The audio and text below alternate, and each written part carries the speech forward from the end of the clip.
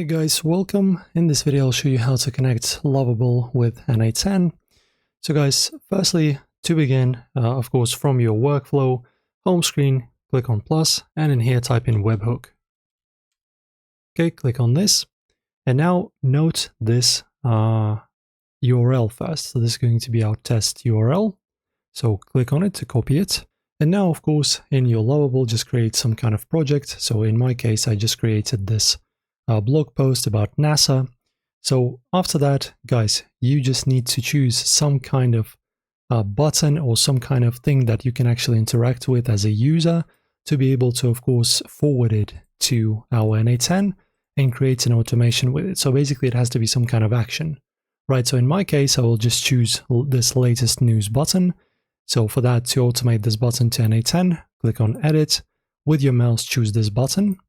Okay, and where it says ask for quick changes, let us type in add webhook, 2 dots, and then paste that and press on this button.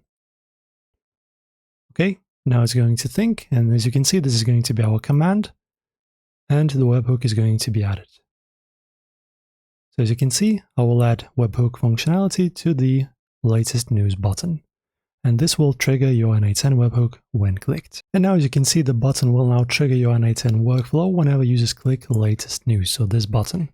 So now you can easily customize on how this works back in n8n and automate any actions in your blog or any other project that you have on Lovable. So guys, as you can see, not that hard.